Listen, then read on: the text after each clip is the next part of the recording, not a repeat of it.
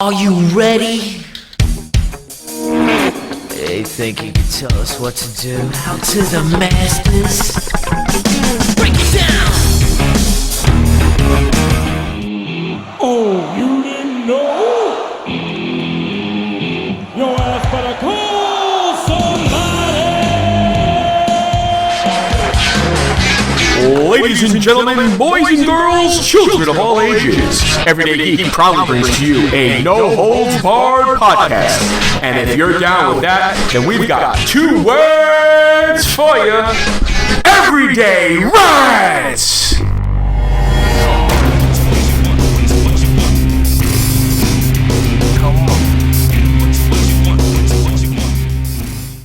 Hey guys, what's going on? It's Dave, and this is Everyday Rants, podcast number 17. And today I'm going to recap Raw from this past week. I'm all caught up on that. We are going to talk about the Major League Baseball, my predictions for the National League Central as we march our way to opening day. And as I said, I'm working my way from the National League into the American League, ending with the American League East probably in a couple of weeks.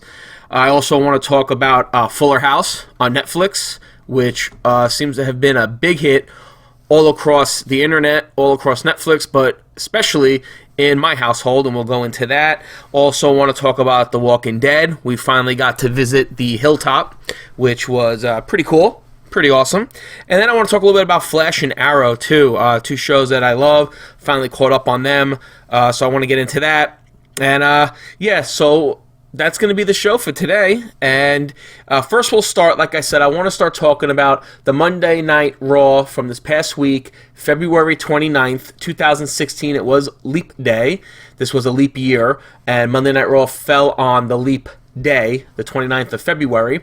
And I think I saw something on the internet that won't happen again for a Monday Night Raw to fall on a leap day. I think it was like 2044. I might be wrong on that. I thought it was somewhere around there. But that's pretty cool. 2044, I mean, that's a while away. And the fact that, Monday Night Raw fell on Leap Day, I was hoping that it would be a really awesome Raw, leading into, on the road to WrestleMania, getting ready for the big WrestleMania showdown in a little over, a little over a month. And I'm going to start off by saying that this Monday Night Raw had to be one of the worst Monday Night Raws in recent memory that I have, at least, leading up to WrestleMania.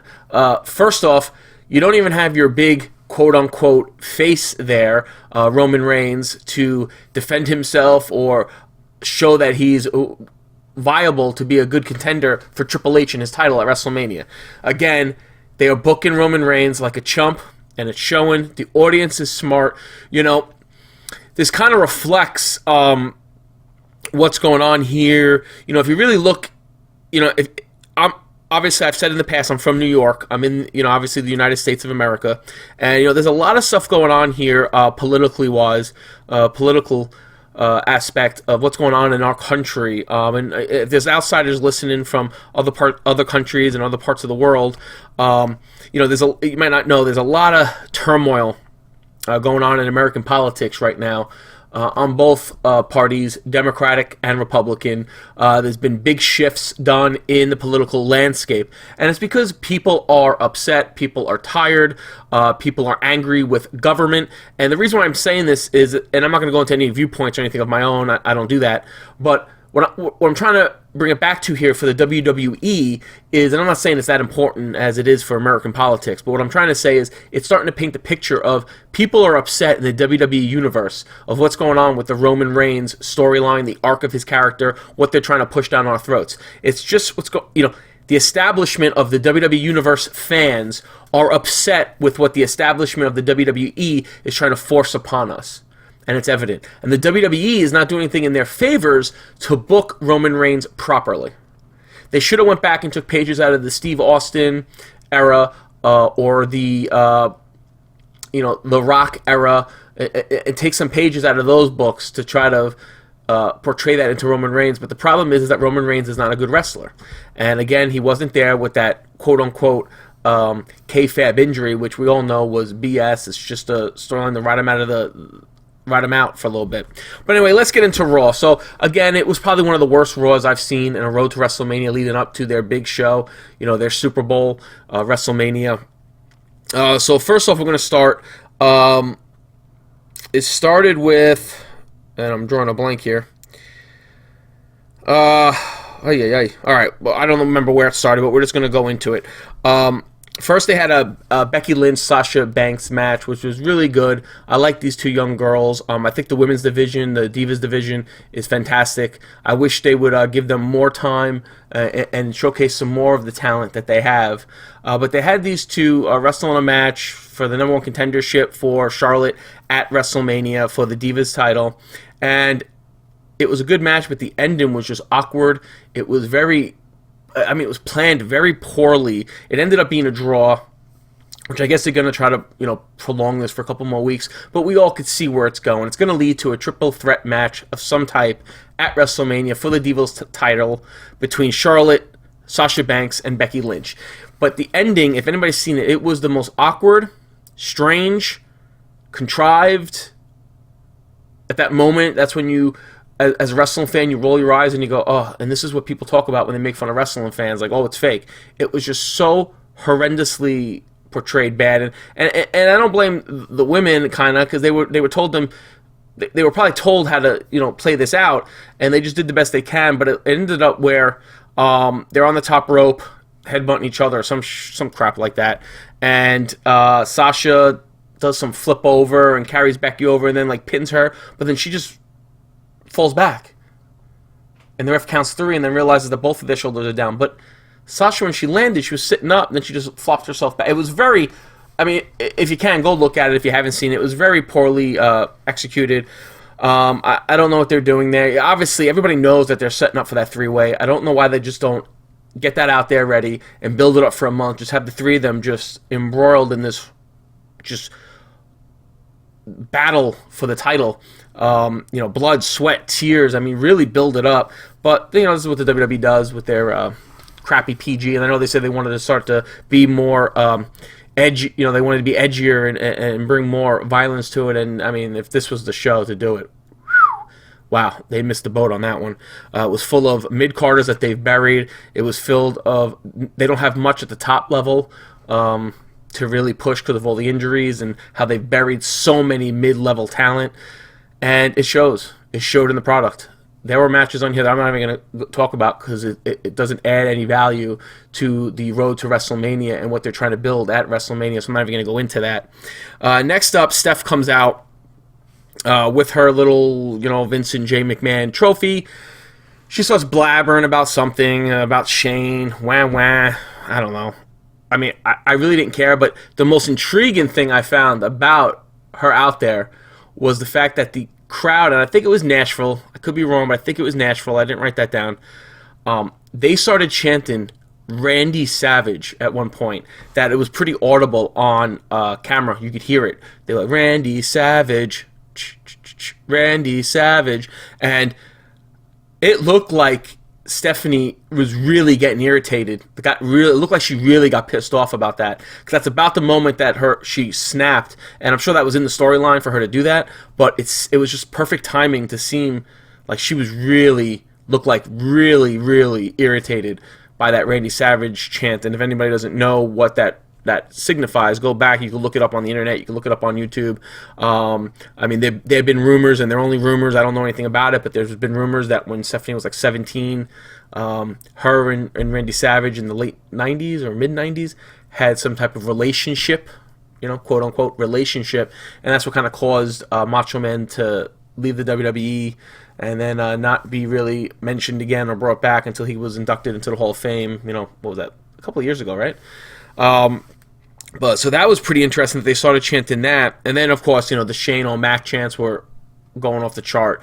People love Shane, and he's supposed to be appearing next Monday. Kind of shocking that he wasn't here. You would think he'd be here now for every Monday night to build it up. Every Monday night to build up his match with The Undertaker, but he wasn't. But in return to that, later on they had Vince come out, and Vince came out and he called out, The Undertaker came. So The Undertaker made a great return to Monday Night Raw. Comes out, we sit through the whole entrance, That's great. It's The Undertaker. It's cool. But then he comes out, and basically all he says is something like, the blood of the son will be on the hands of the father. So basically saying that, when he's done with Shane, it's going to be Vince's fault, not the Taker's. Okay. Then he left. That was really it. All right. Thanks for coming. Thanks for showing up, Taker. Have a good one. See you in a couple weeks at WrestleMania. So they're building this up. I guess they're really going through with it with Shane versus Taker. We'll see. They still have over a month. We'll see if they're going to keep that going. But, here we are. We're rolling. We're rolling on our road to WrestleMania. Wow, it's been pretty bad so far. So then we have the New Day comes out. They cut their promo. It was okay. Wasn't their best, but, it's the New Day. They're pretty cool. And then Y2AJ come out, and if you don't know, that's the Y2J and AJ Styles now have formed a tag team together, which I'm okay with because both are great workers. I do love Chris Jericho. Was always a fan of his, even back in his WCW days. So I've always loved Chris Jericho. I do really like AJ Styles. I remember when TNA first started. The only reason I watched TNA back in the day were for 3 reasons. 1 was AJ Styles. 2 was Christopher Daniels. And 3 was, if anybody remembers, in the beginning of TNA, this guy he was a lightweight called The Amazing Red. The only reason I watched that is because The Amazing Red I actually trained with back when I trained in the early 2000s. He was from Brooklyn. He used to come out to our school with a couple other guys that he wrestled with, the Spanish announce team, which I know they did a little stuff on. I don't know if they were on TNA. They might have been. But those are the only 3 reasons why I started watching TNA back in the day. So I am a huge AJ Styles fan, and I'm glad that they're setting him up in a good feud with the New Day. They're aligning him with Chris Jericho, who is a legend in the wrestling world, a champion, a former champion, the first ever unified world champion. So I think that's a good rub for him in the WWE, even though he doesn't need it. But in the eyes of a lot of WWE fans, they might not know who he is. This is good for the AJ Styles brand. And if they can if you get the tag team titles on him with only being in the company a couple of months, I think that's a good way to get some gold on him, get him established, and maybe start building him up. That hopefully next year he will be in the world title picture. We can only hope and pray that that will happen. So AJ and Jericho go over. They beat New Day, which is good. They say they want a title shot, so they're building up. Maybe there's going to be some type of title match at WrestleMania for the titles. Maybe there'll be a couple other teams involved. That would be really cool. Maybe do a TLC match for the titles, or a ladder match or something. Add a little spark to that feud, and maybe add a couple tag teams. Maybe add the Dudleys. Maybe add the Usos. If you want to add some more from there, why not? I mean, there's so many tag teams, and they're not going to have more than probably 1 or 2 tag team matches on the card anyway, so why not put them into one match? So that was pretty cool. I like seeing AJ get a little bit of a push. That's really awesome. He is a really great wrestler, and I like to see what they do with him in the future. Hopefully they don't kill him. I'm skipping all, like I said, I'm skipping all over the fluff. I'm not going to waste your time going over it. It was just a boring show. We get to the main event. It was Dean Ambrose against Alberto Del Rio from the League of Nations. They all come out. I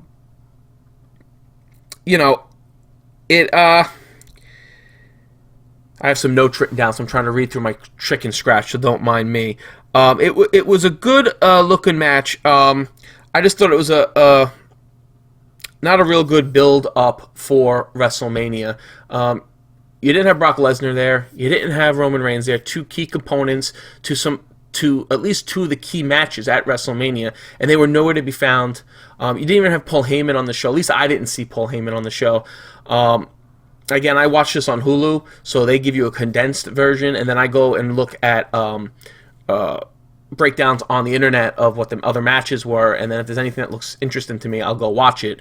If not, I just bypass it and go, that was useless. So I didn't see Paul Heyman. They didn't even have Paul Heyman that I could tell on it. So that seems like a very weak build-up to WrestleMania when you don't have 2 key components to 2 separate matches. Technically, if you want to get into it, they've announced 3 matches. They didn't have 3 key components out of the 6 that were supposed to be there. They didn't have Shane, they didn't have Reigns, and they didn't have Lesnar. And that seems very, very weak on the WWE's part to not have those 3. I mean, Brock and Shane can't come to 4 or 5 Monday Night Raws leading up to the biggest show. They can't do that. Why not? They get the rest of the friggin' year off. Let them. This is the time for them to earn their bread. The bread and butter. Earn their keep. Building up to the Super Bowl of the WWE, WrestleMania. really bad. And Roman Reigns being written out is just hogwash. Anybody that wants to say, "Oh, the injury is real," the injury is not real, guys. It's a kayfabe injury to write him off, and because they realize that the longer they keep him off the air, the more they don't have to hear about him being booed or having to cut cameras away because he's getting like thumbs down and the finger and people booing him. But this doesn't do anything to help his character by writing him off. It's like when you have him in the Raw Rumble and you have him written off about 15 minutes of the Raw Rumble, he disappears. But anyway, so they have Del Rio versus Ambrose. Okay match. I didn't understand the build-up. Triple H comes out. And, the League of Nations jump Dean Ambrose. Triple H comes out, destroys Ambrose. He leaves. Ambrose gets to the mic while he's on the floor all defeated because that's the role they're trying to play him with, that he's the never give up guy, the never die kid. And he says something like to Triple H, I think he says like thank you or something, and Triple H gets pissed off and he goes back in there and does his Triple H crap with the punching in on the table, and I don't know. I mean, Triple H, considering his age, I mean, he looks great. He can still wrestle, but the fact that he has the WWE title is just baffling to me as a fan. I don't know if I'm the only one out there that feels that way. I don't understand why he has the championship, why he thinks he deserved it. There are a lot of other guys that could have taken that title. One being Dean Ambrose, I think would have shocked the wrestling world. But anyway, we're here where we are. Rewind. We are where we are, and for some reason, Dean Ambrose is now mixed up in a feud with Triple H, even though Triple H is defending the title against Roman Reigns, and Dean Ambrose is supposed to fight Brock Lesnar. It's so convoluted. It's all over the place. I don't understand what they're doing. It seems like there's no direction in the WWE. I don't know if Vince is still running. Apparently, he's still running things. Maybe he's a little older and he doesn't know what he's doing. Triple H seems like he's more interested in doing NXT, which I wish he would just lose the title, and then move on to NXT and focus on that, because that is a really good product that he's developing over there. But it just seems like a very rushed show. It seems very convoluted and all over the place and weak on talent. The talent pool was horrendous for Monday Night Raw, especially on the road, on their quote-unquote road to WrestleMania. It was a weak Raw. I was not a big fan of it. I didn't understand a lot of the storylines and the plots and the advances in storylines, or the lack of advances in certain storylines. But anyway, that was my recap for Monday Night Raw. I don't know. I don't know what to say. It was just a very poorly done show, and, that's my take on it. So moving on from there, so Fuller House premiered on Netflix this weekend, and holy mackerel, it blew all over the internet. There were hashtags everywhere, people going crazy watching it. I'll be honest, Lauren got on her tablet because Lauren has watched Full House. Kathy and I have, let her watch Full House in the past, so she was very familiar with the characters. And she wanted to watch it, and we kind of told her like, oh, we want, my wife and I wanted to watch it also because I'm not gonna lie, I mean, I grew up watching Full House. Full House was a huge hit back in the late '80s, early '90s, and I was a huge fan of Full House, so I loved it. We wanted to watch it, but she got her tablet and she ended up watching the whole season in one day. She says she watched the whole season. I don't know. There were like 13 episodes, so maybe she did, but sometimes I've watched her on Netflix on her tablet, and she'll click like episode 1, watch that, and then like scroll down to like episode 10 and watch that, and then go back up and watch episode set, like all over the place. I don't really know if she grasps the concept of, it goes in order down. But we watched with her Saturday night. We did episode 1 through 4 of Fuller House, and it's corny, it's campy, it pulls on those nostalgia strings that if you were a kid of the 80s and 90s, you will enjoy it, because it is fun to see a lot of, all of the people that we liked back doing what they did best, being on Full House. And the girls look great. Candace Cameron looks absolutely beautiful. I loved her when I was a kid. I think we're about the same age.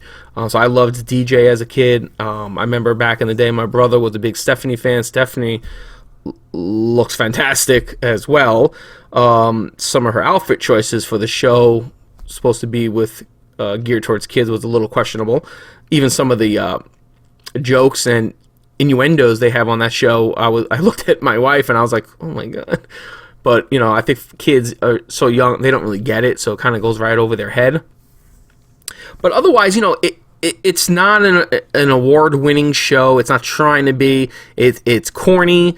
It's, just reminds you of late 80s, 90s television.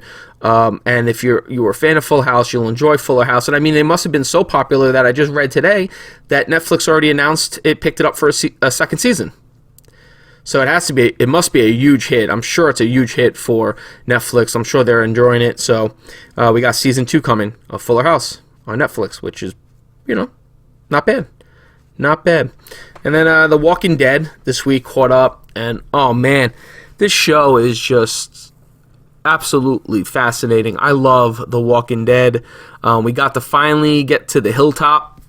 We got to meet Gregory and some of those guys and see another community, which if you are into the comics, I am into the comics, you know that the hilltop and there's some other places hopefully will be coming soon and other people.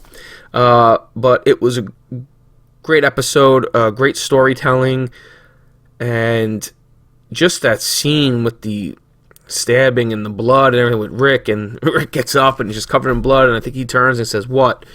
I mean, it just shows you the difference of why we all love Rick and his group with Daryl and Glenn and Maggie and Abraham and them, because they know what you have to do to survive, and these other camps are just like, no, nothing's going on, no zombie apocalypse, That's why I root for Rick. And I mean, obviously I read the comics, so I know certain stuff that goes on and stuff, but what a great show. I love it. And that was a good episode. We got the hilltop introduced, Gregory and stuff like that. So I'm curious to see where they go now. I know they're setting up now. They want to go after Negan. So this should be a very interesting, episodes going into the finale. I don't even know when the finale is. I'm assuming it's probably going to be in the next month or so. But it's going to be really heart-wrenching, blood-pumping episodes, I'm sure, coming, especially when Negan comes, especially me knowing Negan's character in the comic. It's going to be edge of your seat just entertainment, because it's about to get a lot worse, guys. And I cannot wait. I cannot wait. So, over from The Walking Dead, I caught up on The Flash and Arrow, 2 shows I absolutely love. The Flash, I'm caught up, and I think they don't come back till March or something, not sure why. I guess it must be like a break or whatever. But they just had their whole thing with, what's his face, King Shark or whatever, which, such an awesome graphics on that character, King Shark in The Flash, really good. And Arrow's been great, with Damien Dark and everything, and building up that storyline. So I'm curious to see where these shows go. Yeah, and like I said, I wanted to talk a little bit also about some more of my baseball predictions and reviews and previews. So I wanted to get into the National League Central. The Central, as if you are a fan of baseball, you'll know that consists of the Chicago Cubs, the St. Louis Cardinals, the Pittsburgh Pirates, the Milwaukee Brewers, and the St. Louis Cardinals. Again, I'm going to try to keep this prediction preview kind of short and condensed. I want to try to keep everything shorter. So I'm going to go through. I'll give you who I think, from last to top, and some reasons on why. Now, the team I think is going to finish 5th in the Central. I think it's going to be Milwaukee. I think Milwaukee is going to finish dead last.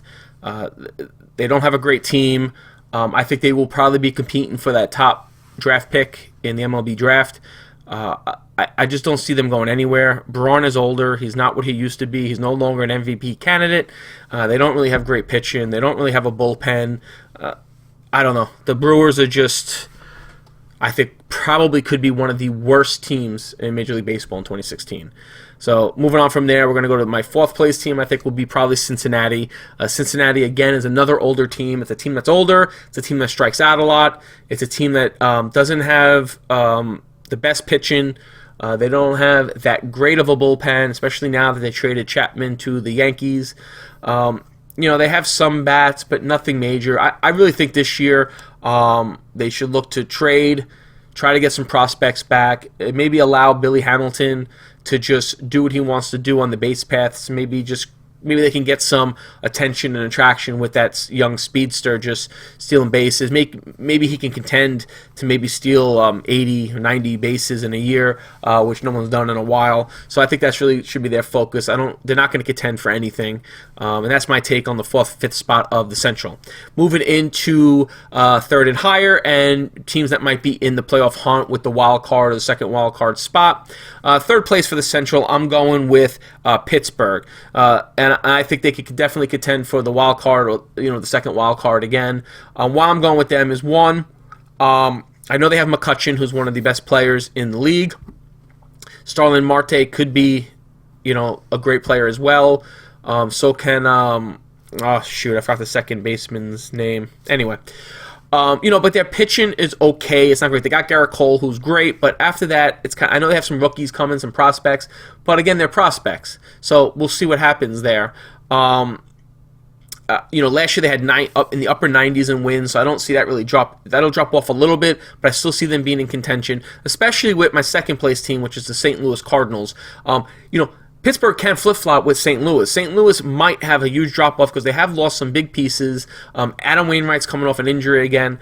They're getting a little older, too, with Molina and Holiday. So you don't know where they're going to fall, but I never can count St. Louis out because of their track record and what they've done. Every time you think they're going to be out, somehow they're in the playoff picture, or they go to the championship series, or they win the World Series. So St. Louis is one of those teams that you can't count out until you see a track record of them not making it and falling off.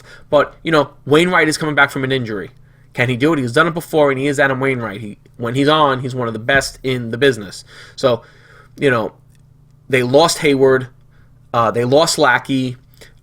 They have Holidays getting a little older. Molina is older. So, you got to wonder, is this stuff going to start catching up to them a little bit? And will that bring them back? So I'm going to say they're going to finish second. They might be, that top wild card spot. But they could also, I could see them flip-flopping with with Pittsburgh again. And maybe they face each other in the wild card. So I could definitely see some flip-flop in there. But I think they'll edge it out and come in second in the division.